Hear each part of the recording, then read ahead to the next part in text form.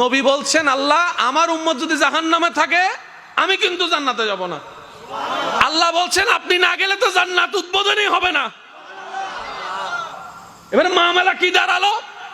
আল্লাহ পাক বলে যে আমি তাহকামুল হাকিমিন নিজেকে বলেছি, বিচার না করলেও তো জিনিসটা সুন্দর হয় না।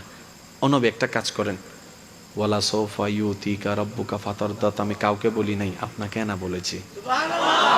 আমার সাল্লাহ কাইল্লা রাহমাতাল লিল আলামিন কারো সম্পর্কে নাজিল করি নাই, আপনাকে দিয়েছি।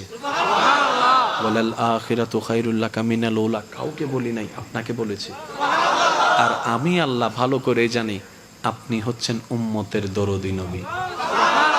আপনি নিজের জন্য কাঁদেন নাই, সন্তানের জন্য কাঁদেন নাই, পরিবারের জন্য কাঁদেন নাই, নাতির জন্য কাঁদেন নাই, যত কেঁদেছেন জীবনে সবকিছু উম্মতের জন্য।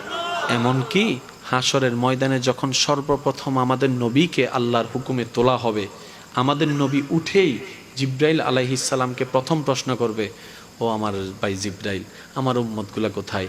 আইনা উম্মতি, আইনা উম্মতি, আমার উম্মত কোথায়, আমার উম্মত কোথায়, আমার উম্মত কোথায়?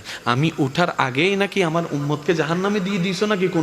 আমার উম্মত কোনো জাহান্নামে চলে গেছে নাকি? জিব্রাইল বলবে, ইয়া রাসূলুল্লাহ, প্রথমেই আপনাকে তোলা হয়েছে, এখনো আর কাউকে তোলা হয় নাই, প্রথমেই আপনি উঠেছেন। আমার নবী বলবে, আমার উম্মতগুলা কোথায়? জিব্রাইল বলবে, ইয়া রাসূলুল্লাহ, এখনো তারা উঠে নাই, উঠবে একটু পরে। নবী দৌড়াই চলে যাবে আল্লাহর রহমতের দরবারের দিকে। সিজদায় যে পড়বে একটাই কথা থাকবে, রব্বি হাবলি উম্মতি, রব্বি হাবলি উম্মতি।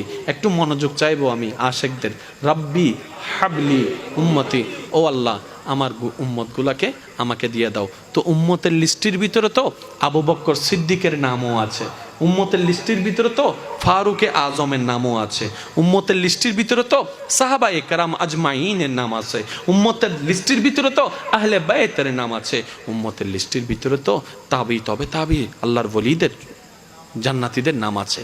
এবার আল্লাহ পাক বলবে, আপনি যে বললেন রব্বি হাবলি উম্মতি, উম্মতকে দেওয়ার জন্য আপনি কে আবু বক্করের কথা বলছেন? নবী বলে যে না, আমার আবু বক্করকে নিয়ে চিন্তা নাই, আমার ফারুককে নিয়ে চিন্তা নাই, আমার ওসমানকে নিয়ে চিন্তা নাই, আমার আলীকে নিয়ে চিন্তা নাই। ও আল্লাহ, আমার উম্মতের ভিতরে যারা জাহান্নামের অধিবাসী হবে ওই উম্মতগুলাকে আমাকে দিয়ে দাও। আল্লাহ বিচারক হয়ে বিচারও করবেন, জাহান্নামীকে জাহান্নামে দিয়ে দিবেন। আহকামুল হাকিমের দায়িত্ব শেষ। এবার নবীকে আল্লাহ সিজদায় যাওয়ার অনুমতি দিয়ে সুপারিশ করাবেন। নবীর সুপারিশ কবুল করতে করতে নবীর উম্মতকে, আল্লাহর বান্দাদেরকে জাহান্নামী থেকে জান্নাতি করে দিবেন। জগৎ জিজ্ঞেস করবে, মওলা জাহান্নামী আবার জান্নাতি হয় কেমনে? ফেল কখনো পাস হয় না, পাস কখনো ফেল হয় না, কথা বলেন না। দিন কখনো রাত হয় না, রাত কখনো দিন হয় না, জাহান্নামী কখনো জান্নাতি হয় না। আল্লাহ তুমি যে জাহান্নামে দিলা এটা সঠিক, আহকামুল হাকিমিন বিচারক হয়ে দিছিল। আল্লাহ জান্নাত পাইলো কেমনে? কই তোরা কি পরশ নাই? সূরা ফাতিহা 3 নম্বর লাইন, মালিক ইয়াউমিদ্দিন, আমি মালিকও, আমি বিচারকও, আমি মালিকও।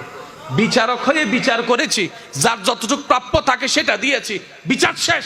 এবার মালিক হয়ে, রহমানুর রহিম হয়ে দয়া করে জাহান্নামী থেকে জান্নাতি বানিয়ে দিয়েছি। আল্লাহ আমাদেরকে সে নিয়ামত অর্জন করার তৌফিক দান।